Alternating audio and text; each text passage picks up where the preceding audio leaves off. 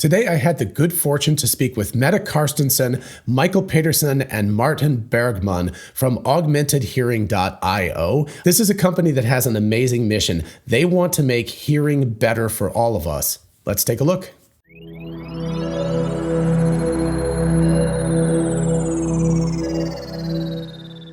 Hey y'all, it's Dr. Know-It-All. I am super excited today to be able to speak with the co-founders of AugmentedHearing.io. Of course, I will leave the link in the description, but it's also pretty easy. It's AugmentedHearing.io. Anyway, I am here today with Martin Bergmann. And you can, if you raise your hand, just so that all three of you are on there. So there we go. And also Michael Petersen, who is in the back, and Mette Carstensen. I hope I said that approximately correctly. Anyway, yeah. All right, there we go. So yeah, explain a little bit about, let's just start with the company itself, and then I'll ask a little bit about your backgrounds because they're very, very interesting. So if one of you wants to volunteer and take on when you started, what your goal is, your mission for your company, and of course, where you're based as well. I guess that would be interesting information. Yes, should I do this? Yeah, you can do that. Yes, so we are the three founders of Augmented Hearing. We started this company about 1.5 years ago. We're located in DTU in Denmark, just north of Copenhagen. It's just the university renting out office space here. We're not, in that sense, affiliated with the university. So we started this company after we had been working with audio in a large Danish audio company called Demant, who make hearing devices, one of the world's leading hearing aid providers. And we did this because we were driven by a true passion to bring better audio solution for an even broader audience than the hearing aid users via machine learning and AI. So maybe I'll hand over the torch to Martin, and he can tell a little bit more about how he experienced this revolution much earlier from analog audio to digital audio. Now we could sense this paradigm shift again coming from digital. Yeah. Good. I think that's actually a good way to think about this, is that, you know, for any of us with a little bit of gray hair, we remember the analog to digital conversion that happened in digital signal processing and things like that. It was a very, very huge shift. And what you're saying here, and what I believe as well, is that we are experiencing that right now, going from more traditional digital to machine learning based. So yeah, thank you. Go ahead, go for it. Yeah, so I was actually never really that interested in audio. I was more like a very nerdy child, interested in science and technology. So, for example, when I was 12, I took the train to the Copenhagen red light district. This is not going where you think it, but I know. So it was like, wait, we don't know this about you. Yeah. I was actually visiting a computer store that was in the red light district, and I was buying a hardware reference manual for the Amiga computer back then. Mm-hmm. So I was learning to program assembly language.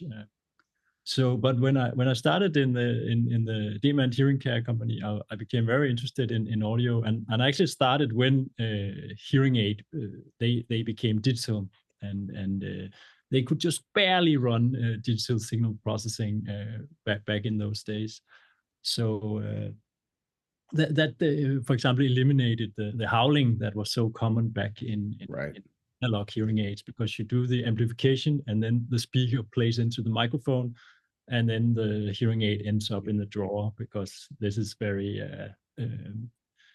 uncomfortable when you're in a social situation and your hearing aid howls. So that was one of the problems that you could solve with digital signal processing.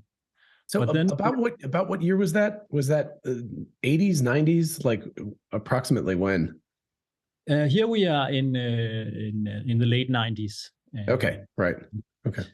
That was sort of when you could. So, I mean, if you kind of trace it back, obviously the early 80s with the advent of the compact disc player, you had the capability to go from digital to analog, but to do that back and forth really rapidly in a very, very small, low power package was obviously something that took a period of time afterwards. Okay. hearing aids are hard, right? Because it's very constrained. Physically, you have very low power, you have very little space, and you actually have demand for quite a long battery life, because you are sort of recommended to wear the hearing aids all day.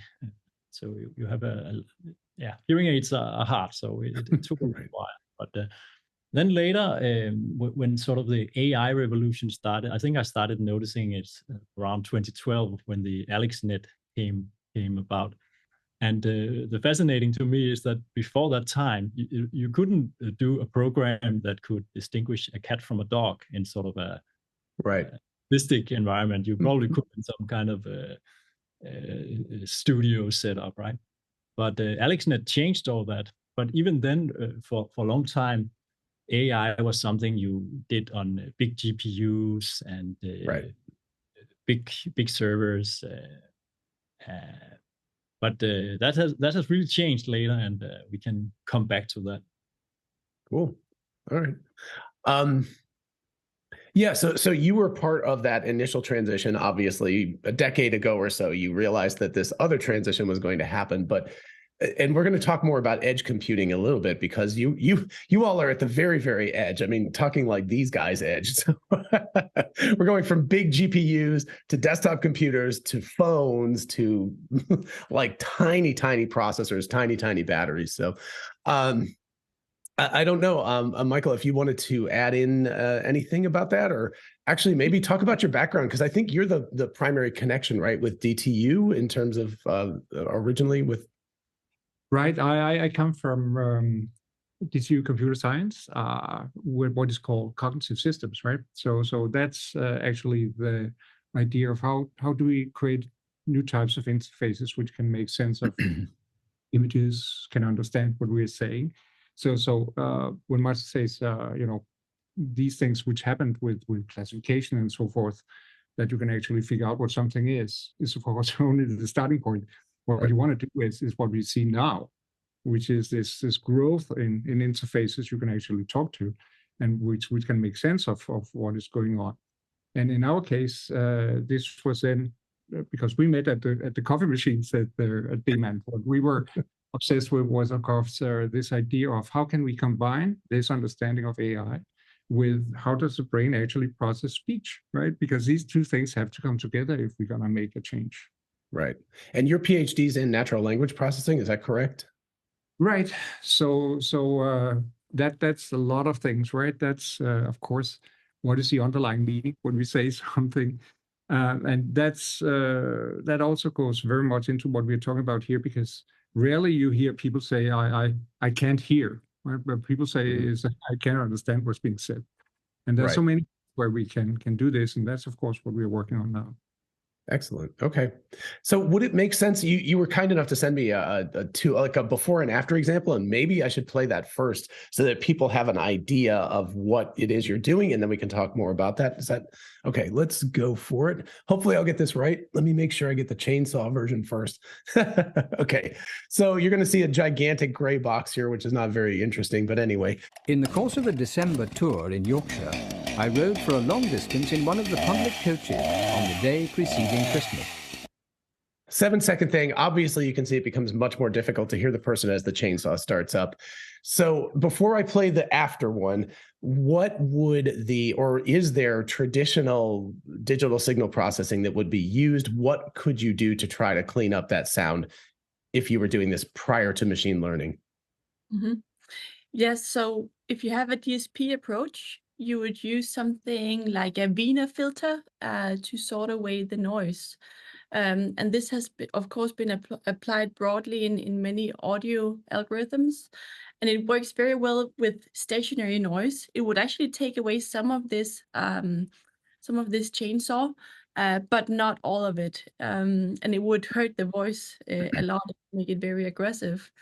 And this is because when working with DSP, it's just so hard to generalize this formula to all the different kinds of signals you meet out in the world, especially if you have a complex noise scene, like something that is fluctuating or other voices in the background.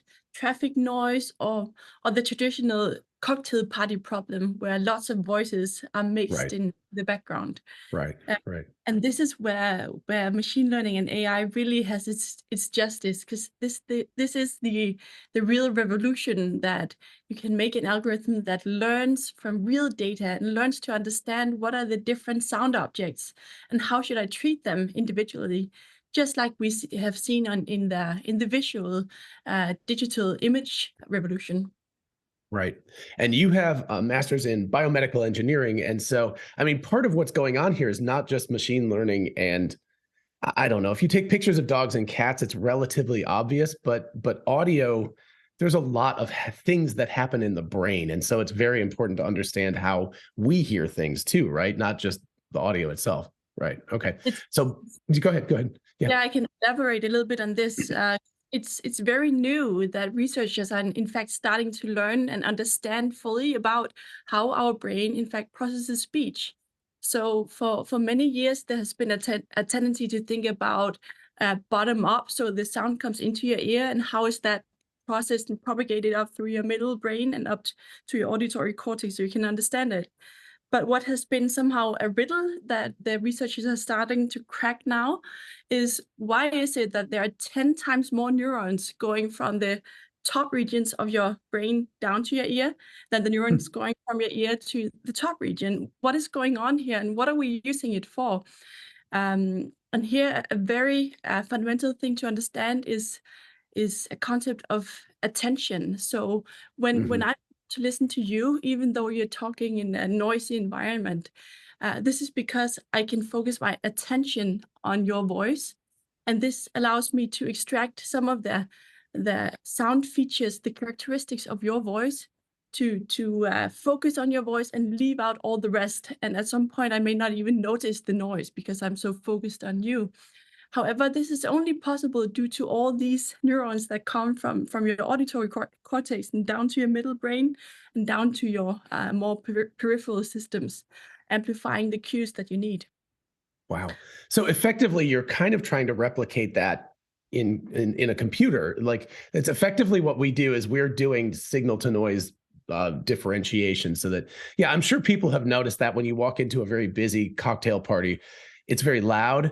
But as you get involved in a conversation, you sort of forget about the fact that there is this other noise happening and you're really, really connected. But there is a huge mental load with that, right? I mean, that takes a lot. Obviously, if a huge amount of your brain is operating to get rid of all that other stuff, it's very taxing, and it can become very tiring after a while. So, okay. You pay the bill afterwards when you get home and you're exhausted.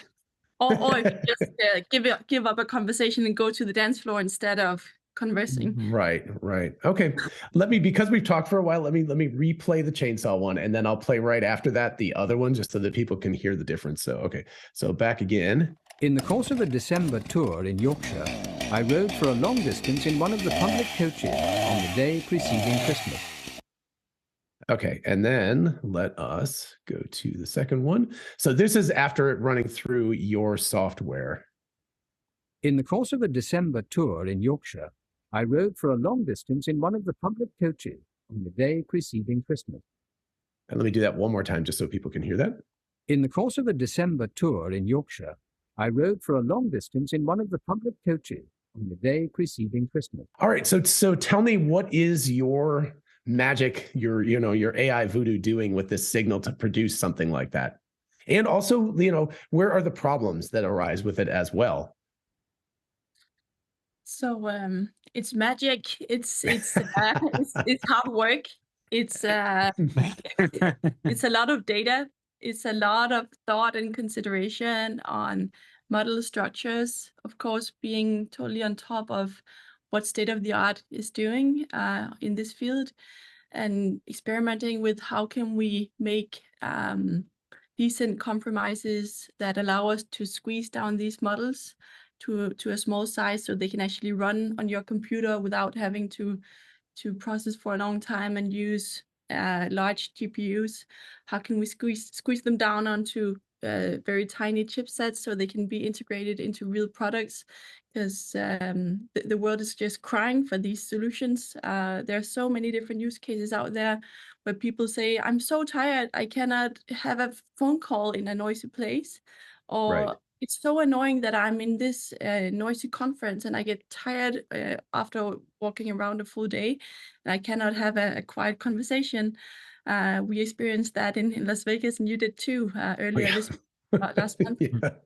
In fact, I'll put that link to that video in the description because it was so loud that it was, and I'm sure I said something about that because it was very early in the conference, but I'm sure your experience was similar to mine. Was that amount of noise became very exhausting after a while to have to constantly deal with that there is a huge mental load with that as well. So so one of the just to specify this is obviously a recording, but this can basically run in real time, right? This is not something that you have to send it off to a bunch of GPUs. And that is crucially important because if you're going to have a conversation, you can't say, wait, let me run it over on my server rack and then get back the information. That's not very useful. So how did you coming up with the original idea and running it on a rack of GPUs or something is one thing, but how did you begin to shrink this down into something that will operate on a phone or a computer, or eventually you said it's actually operating on headphones now, right?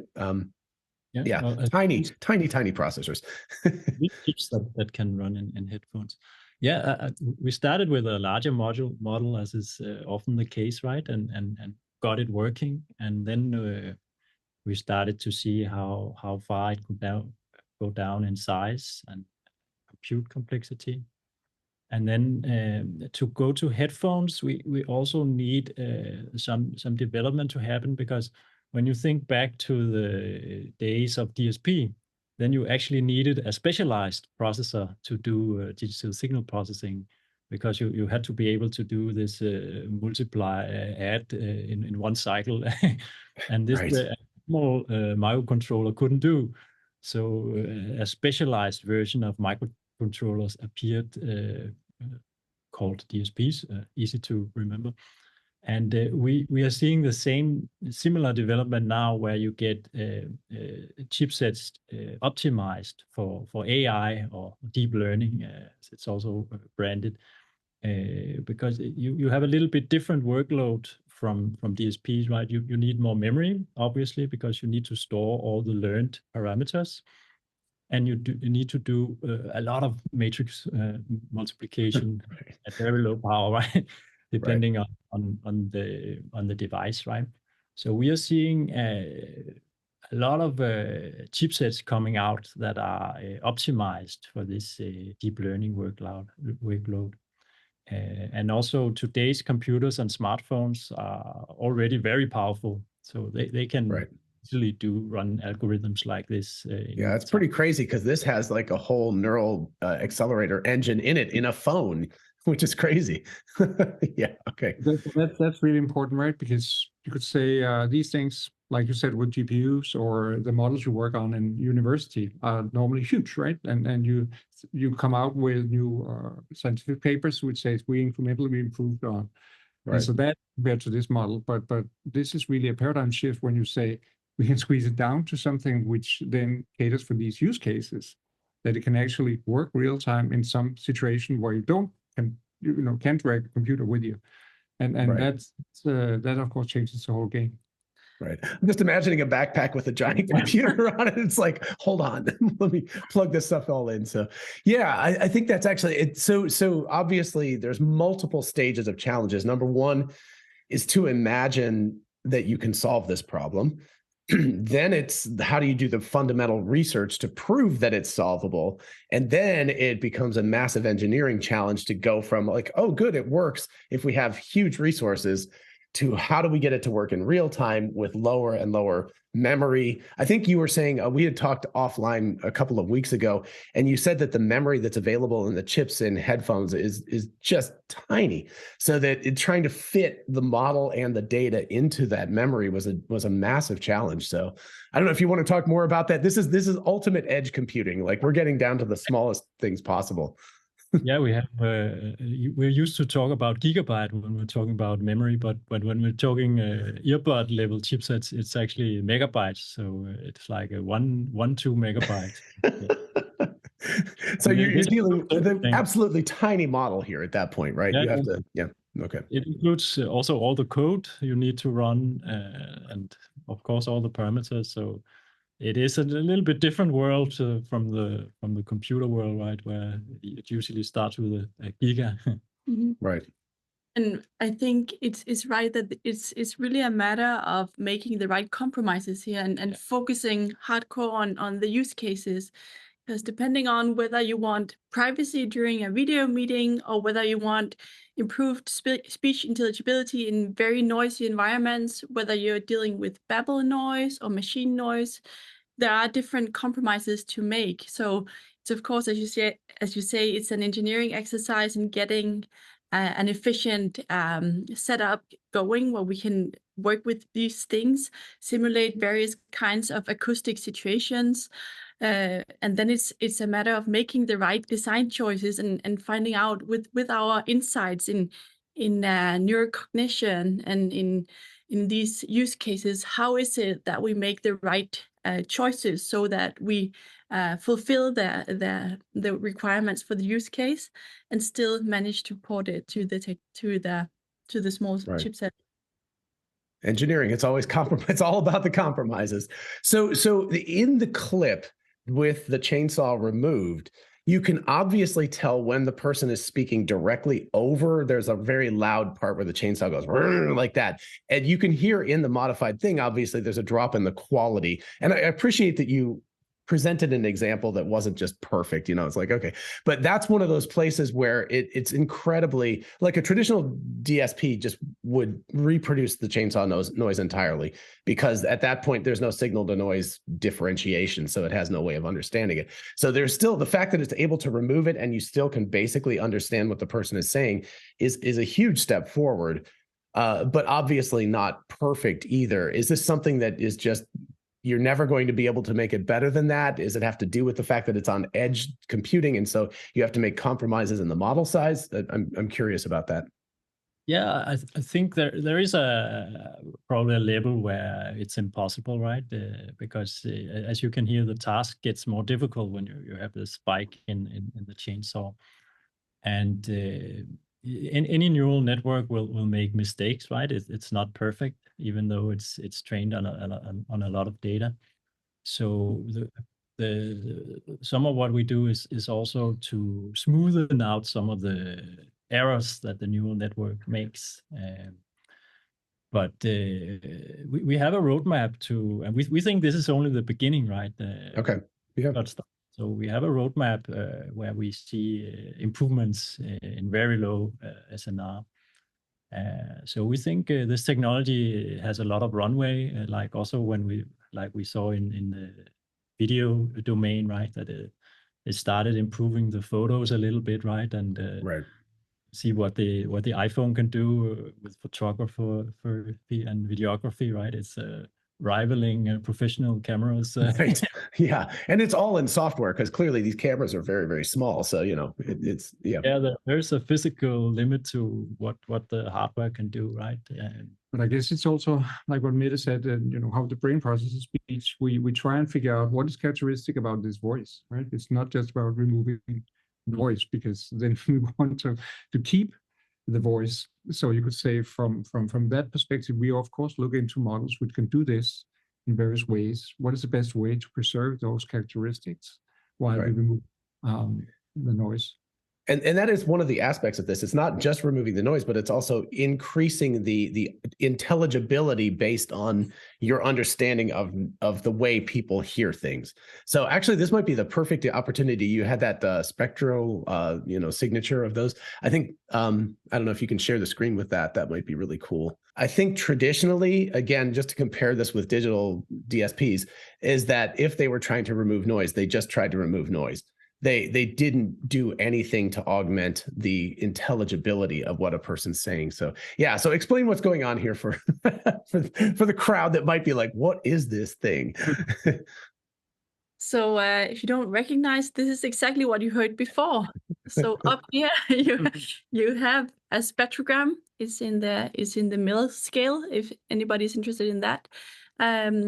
But here these bright stripes you can see here moving up and down. These are the patterns that your brain needs to understand and decode in order for you to understand speech. So these represent different vowels, these long white stripes. When we have a lot of content going on up here in the high frequencies, so we have the frequency here along the y-axis and the time along the x-axis. When we have a lot of activity up here in the high frequencies, it represents typically a consonant. And you can see there's a lot of things going on here between the consonants and the vowels. And this is our chainsaw interfering with our speech signal.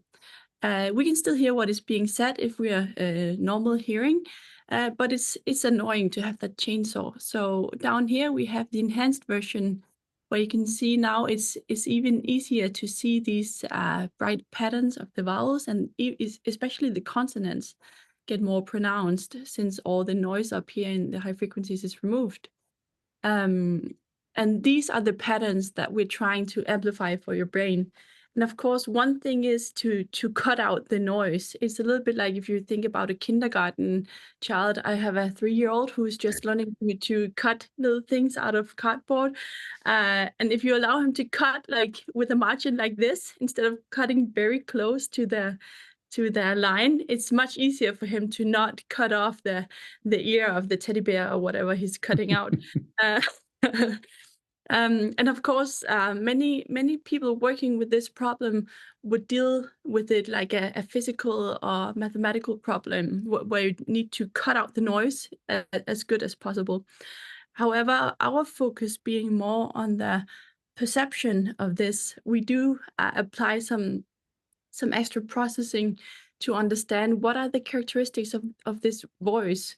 What can we actually do to cheat the brain, to not notice the noise as much, and to have stronger cues, because we know that your brain is working hard to understand these patterns. This is what we're learning to do within our first 2 years of life when we're learning how to speak.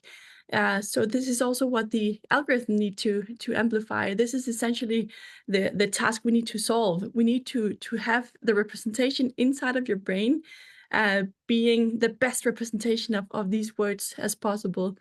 And as I guess you could say it's not a signal, right? There has been this belief that the brain is just processing signals. No, it's processing these phonetic word chunks, which actually make it intelligible what's going on. Right. Okay.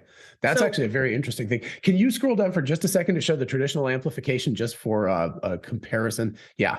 So, you can see how that actually makes it worse. Actually, it looks like all of the especially the vowels and everything are poor. So it's worse because we have noise mixed up with their speech. So, and this is exactly the complaint of hearing impaired people, that if you get on hearing aids and if you're in a quiet environment, it's helping you a lot because it's amplifying the sounds that you cannot hear. So you can hear more. You can also see in these bright areas, they are even brighter. So this would mean if you have a hearing deficit, it's easier to hear what's being said because it's being amplified. But now if you add the noise, which we see in this picture, it's really, really hard to make sense of what is coming in. And it can actually be very painful and very frustrating to listen to because there's so much noise interfering with the speech. And as you said, it's even harder to see the pattern here than if you did nothing. So that's why many people choose to take off the hearing aids or switch them off if they are in a noisy setting. And frankly, most people are in noisy settings much of the time. Because whenever we need to interact with each other, often we're not inside a silent studio. And there are many coping strategies you can apply if you are hard of hearing, trying to get people to turn off the music or trying to find quiet spots. But of course, we want everybody to be able to live free and to use technology as much as possible to remove all that noise. So if you can imagine, you take this denoised version here in the middle, you can still apply amplification in case you need this, but you'd probably need less amplification now that you removed all the distracting noise because it's simply a cleaner signal. So this is perfectly compatible with what you would do in traditional amplification paradigms. is just removing all the noise, so you always have like a perfect sound scene. Right. Okay. If you scroll up to the top again, so we can see the original. Yeah. So I'm noticing it. Maybe it's my, I could be mistaken, but it looks like in addition to the obvious taking away the noise, because there's a lot of black where there was signal before, it looks like the consonants and the vowels to some extent have been enhanced a little bit just because of the, there's sort of a brightness to it that you can see that it's a subtle difference, but it, at least to me, to my eyes, it looks like they've been enhanced a little. So it actually is improving the quality. Or am I mistaken about that? No, it's true. And this is of course a combination of AI and also some traditional DSP. We're really trying to bridge this gap between the world nowadays and the future world. So once you've removed the noise, you also have more room for applying a little bit more gain to their vowels. And since we have detected these patterns already, we might as well amplify them a little bit Right. to make them even more clear. But these Okay. patterns are individual, right? So we cannot just, this is not a one size fits all. That's why we need to understand the characteristics of each voice in that sense. Oh, wow. Yeah. Okay. That does start to get complicated. I want to talk about the use cases because I know that is really critical to what you all are doing, but I wanted to just take one tiny little sidebar here before. Well, actually, yeah, we're going to get to that in a minute. But the data. So obviously one of the big things about machine learning is where do you get your data from? Even if you come up with the best model in the world, if you only have two pieces of data, it's not going to help. So how did you collect the data to be able to to start to train these models? Well, we looked many places, all the places we could find decent data, and then we did some tricks to have this data represent the even more use cases than what it did originally. This is also where we use our extensive insights in traditional audio processing and how the brain understands different environments and what is needed to simulate on top of the data you have already. Yeah. But it really depends on training data and voices, right? Some of the first problems we had was this very deep bass voice, which we tried because we had to train on something like this, and it was just sort of pulled out as noise, right? No, this is not right? So of course we need to say you come across kids and you come across and there's this whole range of variation. Right. Oh gosh, yeah, that just, man, I mean, from the hundreds of hertz up to the thousands of hertz, just as the baseline frequency for voices. Yeah. So, oh gosh, the more I think about this, the worse it gets. I'm like, oh, this is like very challenging. So you did a lot of data augmentation techniques. I assume you did things like took clean data and added things to it to increase the noise, to make it more complicated. Okay. And I mean, not to give away any state secrets here or anything, but like how much, in terms of like the number of minutes of audio samples, or so just a ballpark figure. I'm just curious how much data you. 2 years. Yeah. I'm sorry. What? About Sorry. 2 years of audio data. Okay. Wow. So it's funny how it's approximately what a human needs to have. We are using like different languages of data, but it generalizes quite well across languages. Yeah, that is a very odd thing. It takes about 2 years for a child to learn to speak well. So that's pretty wild.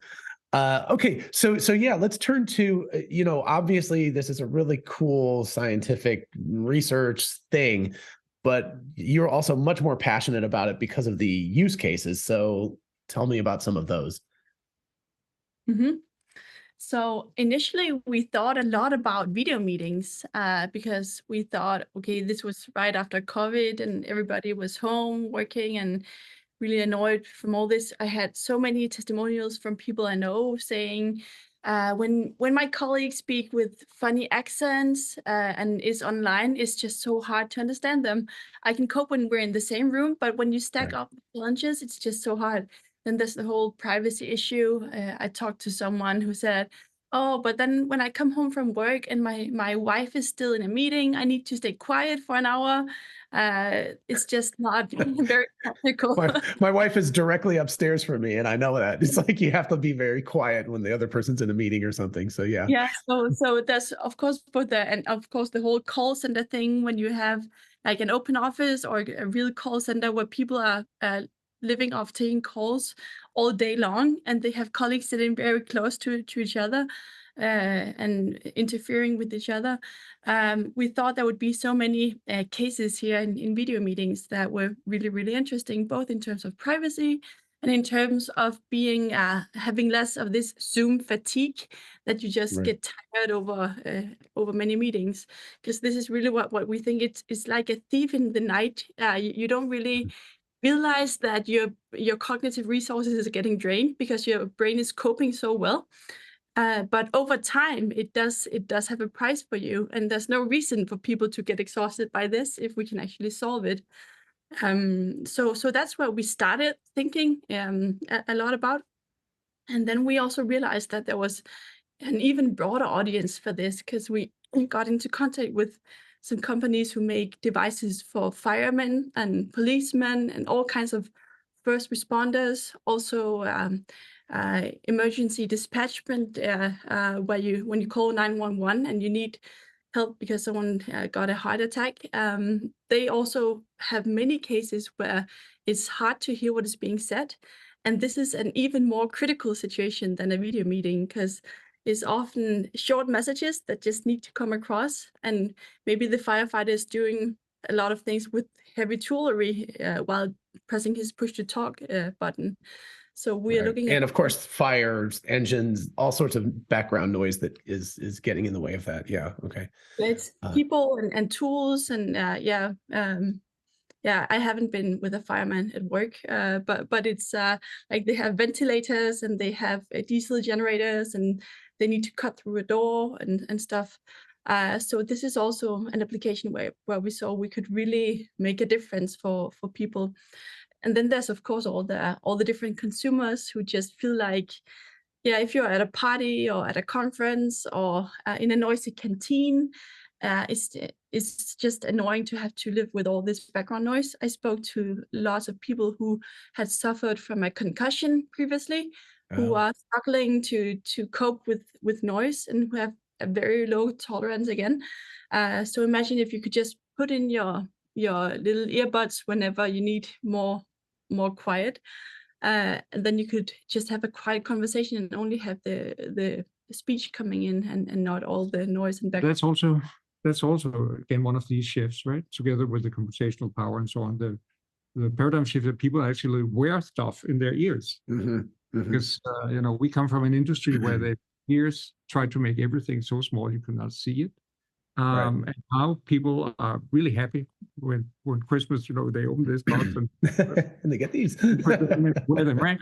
And Right. I think that's so important also because there are people who have problems, all the time, but all of us have problems once in a while, and Right. and that this thing is gonna be way more natural, understandable, acceptable, rather than, hey, is there something wrong with you, right? Right. There's wrong with all of us in these situations. So I actually, that's something I thought about immediately. I was like, oh yeah, wearing these is very acceptable. And so even if you needed to wear them to understand people, I think people would find that much more acceptable than going and looking and saying like, oh, is that person wearing a hearing aid? Oh, So there's kind of a weird stigma that's attached to people who currently wear hearing aids. So yeah, I think that you're right. Like the cultural acceptance of it is you get lucky with that because it just so happens that people are more accepting of that now. Yeah, we know that hearing aids really do help people a lot, and thank Right. God for that. But we also know that lots of people avoid having a hearing aid either because they feel like they are not there yet, or because they can maybe not afford it, or they Mhm.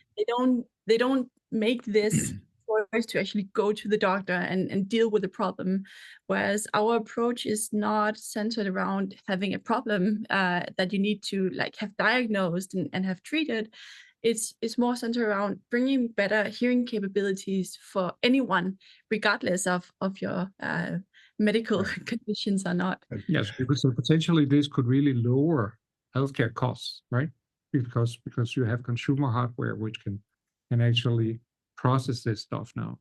Right. So that's and so you get the benefit of the economies of scale when a company's making millions of these products that's going to be cheaper as opposed to a few 100,000 of them, and you don't have to go to the doctor and have a diagnosis. And do you have to deal with any medical associations due to the fact that this is something that people are hearing, or are you able to avoid that because it's just essentially it's a better DSP in a way? So that depends. We do have some partners who are interested in putting this into a medical device, and they would of course need to deal with all the medical stuff approval. However, the good thing about audio is we're actually removing the audio that is damaging your ears. Right. So it's not like if you want to inject insulin into someone's body, or if you want to turn up the volume to really high levels that are beyond normal. So we're actually taking away the thing that is hurting you. So for that reason, we don't need to go through very extensive process with this. Excellent. Okay. Wow. So to be clear, we are only doing software. Right. We have partners doing the hardware, right? And the regulation is as long as you are sort of within relative low amplification and you don't call it a hearing aid, you are fine, right? If you call it a hearing aid, then it's a device. Yeah, you have to give it a different name and talk about all this potential side effects and all of that kind of stuff. So yeah, that's legal. Interesting. So that just so when do you think, like in terms of runway, when do you think that these products are going to be? I think you said you already have like a beta version that's available for the phone, or is that just a pre-release that I got to see? We do have a version for, well, it's just mainly for internal testing right now, but it's an app where you can stream directly to your own headphones or even hearing aids if you wanted to do that, where you basically use your iPhone as a table microphone, put it close to the one that you want to talk to, and then you can choose how much of the ambient background you want, if you want to remove everything or nothing or just a little bit. There's a huge, there's a significant drawback with this architecture because there's a large delay between the stuff from over Bluetooth to your headphones. Right. However, if you imagine you could build this into a separate device which is optimized for this use case, you wouldn't need to go about all the whole phone allocation of resources, and so you can optimize delay and do it even faster. So some of our partners are looking into making a table mic like this. Excellent. So we did this more for a demo purpose, but my personal experience so far, we just made this like 2 weeks ago, so it's still very new. My personal experience is that even though there's a huge delay, sometimes it's actually more pleasant to have that delay than to sit in a noisy canteen or sit in very noisy environment. Interesting. Wow. So delay is it's not a problem as much when other people speak, but when you speak, you hear your own voice with a delay. Yeah. And then you cannot concentrate on what to say. So that's why the delay is a critical. Gotcha. Yeah, that classic echo problem where it can drive you crazy if it's longer. And I just and then you're constantly hearing yourself like so you said that I think you told me that about 20 milliseconds is about the limit for that sort of sound to not be discernible. So 20 milliseconds is very small when you consider that you've got the microphone, it has to do its own signal processing, then it has to transmit it over Bluetooth, then it has to transmit it back over Bluetooth again. You know, there's a lot of steps involved, and certainly I think Bluetooth has gotten better, but I remember back in the early days, like if I would watch a video with Bluetooth, that's the lack of sync between the voice and the mouth moving was very bad. So, so there's a lot of steps. So obviously getting it into the headphones directly is the ideal situation. Yeah. So yeah. Okay. Yeah, Bluetooth still has a lot of delay. Actually, it would really help a lot of people if we had a wireless technology that was ubiquitous like Bluetooth, but with a super low delay. But Right. Bluetooth has different use cases, right? Right. We think we will probably see earbuds this year with this technology, late in the year probably. Okay. It is coming. Okay. And that's sort of what you're building for, is kind of not the current generation, but like the next generation of headphones that would have a little faster chips, a little bit bigger. Yeah. Yeah. I mean, our software can run on all smartphones and computers. We also got it running on Raspberry Pi. But to get to ear level, you need Right. a more optimized architecture where you can imagine the older architectures. They are all optimized for DSP processing. So they don't have much memory. They don't have this matrix compute and so on, right? So these are high-end headphones and earbuds that are early adopters of this new technology. If someone remember back around 2010-ish, at least that's when I got my Bose headphones with active noise cancellation in them. This was a revolution back then. And Martin can tell a funny story about how it was to watch a movie on an airplane before this, or before I started riding any airplane, where you would have these tubes when you wanted to listen to the sound. I've never tried it, but we told them. Oh, it was horrible. I remember those. You remember? I'm really dating myself, but the sound was transferred through tubes, right. And you had to turn up the volume to ridiculous levels to try to overpower the engine noise from the plane. Right. So in that sense, active noise cancellation has really improved things a lot. But when you think about it, it's not really active noise cancellation, because it just cancels everything. So if someone speaks, you also cannot hear it. Right. Yeah. So it is more like active noise or active sound removal. Right. But the funny thing is, that was very new and revolutionizing when Bose came out with it. But nowadays we see it in all kinds of devices, and it has become a new standard, even in office products. Right. And we do expect to see this kind of new trends also in audio processing, because there's so many who need this, and it's starting to become possible to actually implement it. You could also say maybe we have several partners now who think about building an app store kind of for earbuds, right? So you could say also, so business models. What we are gonna see is probably not just different price points for these earbuds or headphones, but some basic services, and then you can add things on top. But that's again a completely different way of having to sell this, persuade people that this is what I want, this monthly subscription for doing this and so on. Right. But I mean, I think for a lot of people, either purchasing it outright or a monthly subscription would be, again, if it improves the quality of life that much, it's going to be worth it. Kind of the price be damned. It's like it doesn't matter if I don't have this cognitive load, if I can actually hear people. I mean, I had an ear infection in my left ear years ago, and my eardrum exploded, and so I can't hear anything above about 6,000 hertz in that ear, just like all the high frequency sound. It's crazy. If I'm sleeping and there's sounds outside and I roll over, I'm like, whoa, I can hear all of this other sound. So, it's sad, but it's true. As you get older, things happen to your ears, and just naturally you age. And so I, for one, am very excited, because I'm at an age now where there are conversations that are difficult for me in noisy environments that didn't used to be, because it's just more, I don't know, whatever combination of things is going on. It's not as easy as it used to be to hear people.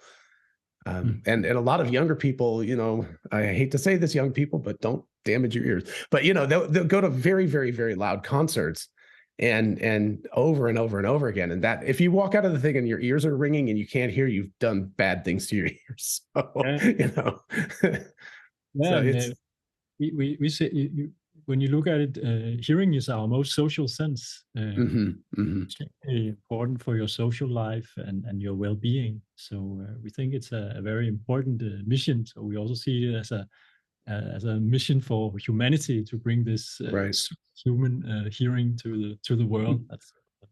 We actually, Big idea. we actually believe people can be better versions of themselves, because if you hear well and you connect well with other people, then you also have a better social life, and you're more on top of the conversation, and you basically have more cognitive resources. So we want to allow people to be more themselves, the way they should be, and not struggle with internal problems. But that's also the part of the enhancement, right? That we say it's not just, let's say, remove the noise and have the voice as it was before. Can we do more? Right. Yeah, and this is just scratching the surface. As mentioned, we keep getting smaller chipsets, more compute power. So in the future, of course, it would be interesting to also work with generative models to cope with, like, whenever if something has been left out of it, if there's a package loss when you're communicating online, or if there's simply things that are lost or extremely low SNRs, we can regenerate speech from that. But that's a long roadmap out in the future, which get something out now. Okay. Yeah, that's great. So can people, you said you have the app, is the app publicly available, or is that just an internal thing at this point? So at this point, the streamer app is just an internal thing in test flight. Okay. We do have a recorder app in App Store. Okay, and I'll put a link. I'll put a link to that down in the description so people can grab it. So you can test it out, and so basically that's not real time, but you can record it and then play it back and test it out. And there's like a little control that you can put in the amount of background noise, right? So it's dialable. Yeah, so. I don't know. I don't think we implemented control in the app. We have that. No, we didn't. It's in the streamer. Yeah, so the recorder, there's no control, but you visit our website, there's control. You can upload your own samples as well. Everything runs local inside of your Google Chrome browser. So you can upload your own audio samples in case you, I don't know, recorded something for a podcast or something like that. You can hear how it sounds with the enhancement, and you can turn down the background context or remove it fully, depending on what you want. Everything stays local in your browser. We don't save anything, so everything's private. But you could also say the recorder app is again a couple of use cases, right? If you want to do voice messaging and you're in a very busy street, this is exactly what you can do. So you can do that, and then you can say, okay, I want to share this. Or it can do text transcription at the same time. So you can say, okay, I can text, I can have it in another language. You know, there's so many things we can do. Yeah. So if you're a kind of person who like to record your voice and do voice chats instead of writing, but maybe you're sending to someone who doesn't like to receive voice chats, you can actually do a recording here, and then you can denoise it, and then you can share it. I'll just try here. I don't know what I said in this recording, so hopefully nothing bad. It's just loading. It's because I have so many old recordings. Sorry for that. But basically, you can transcribe it, get a live transcription, and just share it via a message. So it transcribes and records and denoises your speech. That's fantastic. Yeah, I'm going to definitely have to try that, because one of the things that annoys me about this room is it's kind of large and it has a lot of echo. So I'm going to try to do a recording and upload it to your website, and then do like a comparison and see how it sounds. So that'll be very fun. So anyway, thank you all. I've kept you for a long time. Is there anything else you want to say before we go? Because I think it's very inspiring to hear the mission of the company. I think one thing is that the demo you see on the web running in your browser, we believe we will actually be able to run this in a chipset that can go into earbuds this year, the same model. Wow. So I think that's quite a progress when you try the web demo. It's not like it will be a 10th size, right? Right. Wow, that's amazing. Welcome everybody to give us feedback on how they perceive our demos and our apps. And we highly welcome other people who are also interested in these topics to share their feedback. Right. Yeah, definitely, leave stuff in the comments. I'm sure you will read those, and positive, negative testimonials. I'm sure there are many people who are like, oh gosh, I have so much trouble hearing in certain circumstances and things, and especially emergency responders. If you have stories or something, that would be fantastic to hear about that. So yeah, thank you all so much. And thank you all for being with me today. I really appreciate it. This is I don't know. I'm personally extremely excited about this stuff. I think it's a great mission. Looks like fantastic technology. I can't wait. I'll have to save up for Christmas or something so I can get the new headset so I can get your software on it come Christmas time. So there we go. All right. Thank you all so much and have a great day. Thank you. Bye-bye. Bye-bye.